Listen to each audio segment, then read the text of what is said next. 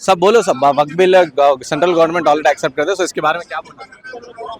आज 9 अप्रैल 2025 को इंदिरा पार्क के धरना चौक पर हम यहाँ पर बहुजन मुक्ति पार्टी और साथ ही साथ सहयोगी संगठन ओबीसी परिवर्तन मोर्चा और राष्ट्रीय परिवर्तन मोर्चा, राष्ट्रीय मुस्लिम मोर्चा और दूसरे संगठनों के साथ में एहतजाज दर्ज करने आए।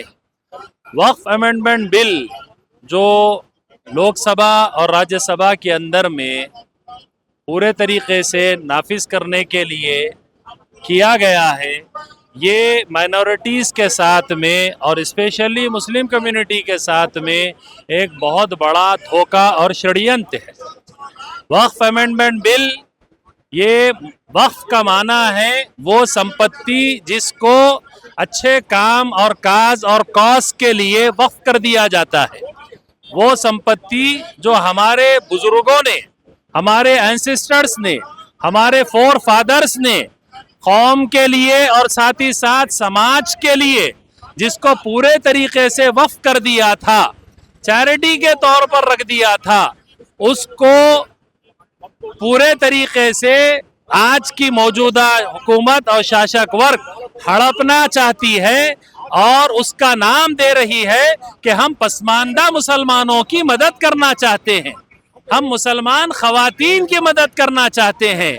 ये एक धोखा है और खुली साजिश है जिसके जरिए से मसाजिद को, मदारिस को और तमाम इबादत गाहों को और साथ ही साथ कब्रस्तानों को पूरे तरीके से हथियाने का, इल्लीगल कब्जा करने का और चोरों की तरह डकैती करने का ये एक षड्यंत्र है जिसके ऊपर में विधानसभा के, लोकसभा के अंदर और राज्यसभा के अंदर इस बिल को पास किया गया है।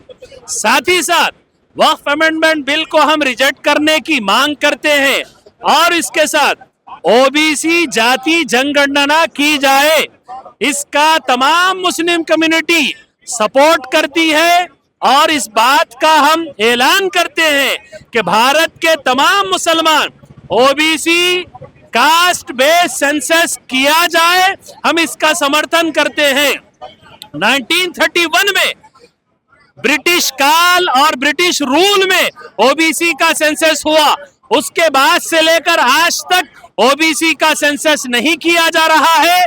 जिसका सेंसस नहीं होगा, जिसकी जाति गिनती नहीं होगी, उसको आप रिजर्वेशन कैसे देंगे?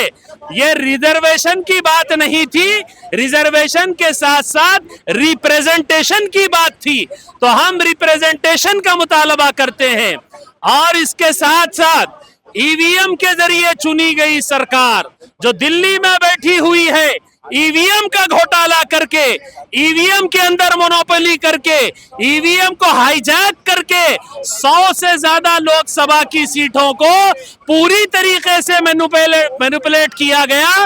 वरना शासक वर्ग बने हुए लोकसभा के अंदर 240 के आंकड़े को तो दूर की बात, 140 के आंकड़े को भी नहीं पहुंच सकते थे। तो ईवीएम हटाओ, देश बचाओ, ये हमारा नारा है और हमारा नारा हमारे लिए नहीं है, ये हमारे फ्यूचर के, ये बच्चों के लिए, इनके बच्चों के लिए और तमाम एससी एसटी ओबीसी और माइनॉरिटीज के आने वाले बच्चों के फ्यूचर के लिए हमारा नारा है और हमारा नारा है, इसका हम पूरे तरीके से समर्थन करते हैं। OBC base, caste base census किया जाए, वरना कुर्सी खाली करो, ईवीएम हटाओ, देश बचाओ और साथ ही साथ महापुरुषों की जो बेइज्जती की गई, खास तौर पर पार्लियामेंट के अंदर, जिसके अंदर संविधान की शपथ लेकर लोग बैठे हुए हैं। हमारे गृह मंत्री होम मिनिस्टर अमित शाह ने कहा कि अंबेडकर अंबेडकर अंबेडकर अंबेडकर कहने से कुछ नहीं होता है। इतना अगर दूसरी कोई बात कह लेते तो आप परलोक जो है स्वर्ग पहुंच जाते। जिस बाबा साहब ने कॉन्स्टिट्यूशन लिखा वो भारत का संविधान है। भारत का संविधान सबसे ज्यादा सुप्रीम है और सबसे ज्यादा सुप्रीम संविधान है। सुप्रीम कोर्ट बाद में पार्लियामेंट बाद में, लोकसभा विधानसभा बाद में, सबसे पहले अगर कोई सुप्रीम है तो वो कॉन्स्टिट्यूशन है। तो महापुरुषों की जो बेइज्जती की जा रही है इसको हम बर्दाश्त नहीं करेंगे। तमाम माइनॉरिटीज के महापुरुषों की आए दिन हम देखते हैं शान रिसालत में गुस्ताखी हो जाती है। हम तमाम पार्टी के लोग और तमाम सोशल ऑर्गेनाइजेशन के लोग इस बात का मुतालबा करते हैं कि एट्रोसिटी जो भी उल्लंघन करेगा, जो भी महापुरुषों की बेइज्जती करेगा, उसके खिलाफ में एट्रोसिटी का केस बुक किया जाए और नॉन बेलेबल वारंट उसके लिए निकाला जाए। तो यहाँ पर हम बड़ी संख्या में अपने बच्चों के साथ, महिलाओं के साथ, पुरुषों के साथ में इकट्ठा हुए हैं। SC, ST, OBC और माइनॉरिटीज का एजेंडा एक है और वो एजेंडा है EVM हटाओ, देश बचाओ। दूसरा एजेंडा है OBC सेंसस करो वरना कुर्सी खाली करो। तीसरा एजेंडा है वक्फ अमेंडमेंट बिल को रिजेक्ट करो। और चौथा एजेंडा है जो महापुरुषों की बेइज्जती की जा रही है, ये बेइज्जती मूल निवासी समाज बर्दाश्त नहीं करेगा। और पांचवा एजेंडा है महाबुद्ध विहार को जो 3.5% वनुवादी और यूरेशिया से आए हुए लोगों ने अपना कब्जा करके उसको पूरे तरीके से घेर रखा है। हम इस बात का ऐलान करते हैं और गुजारिश भी कर रहे हैं कि महाबुद्ध विहार को बुद्धिस्टों के हवाले किया जाए। 84,000 स्तूप थे अशोक सम्राट के पीरियड में, आज वो सारे स्तूप कहां चले गए।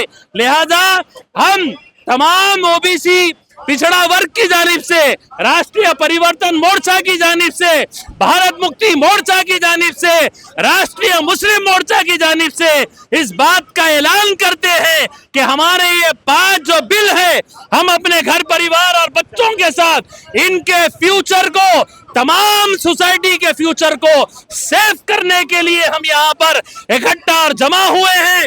और हजारों की संख्या में SC, ST, OBC और माइनॉरिटीज के साथ में मिलकर हम अपना एहतजाज दर्ज कर रहे हैं। आज ये एहतजाज सिर्फ इंदिरा पार्क पर नहीं हो रहा है, बल्कि भारत के 625 जिलों और डिस्ट्रिक्टों के अंदर में ये एहतजाज हो रहा है। लिहाजा हम मीडिया के लोगों का बहुत शुक्रिया अदा करते हैं और डिपार्टमेंट का भी हम शुक्रिया अदा करते हैं कि आपने यहाँ पर व्यवस्था की और यहाँ पर हमें आंदोलन करने का मौका दिया। जय मूल निवासी।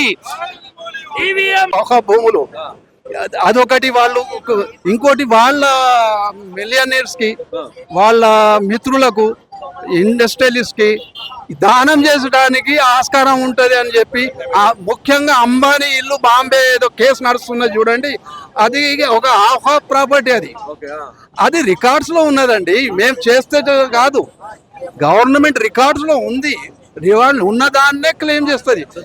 కానీ తప్పించడానికి వాళ్ళు వదంతులు ఏం చేస్తున్నారంటే అధిక సంఖ్యాకుల్లో స్ప్లిట్ తీసుకొచ్చటానికి, బహుజనుల్లో విభేదాలు తెచ్చటానికి. ఇది ముస్లింలకు మేము హింసిస్తే మీకేమైందిరా బాబు, మీరు హిందువులు మేము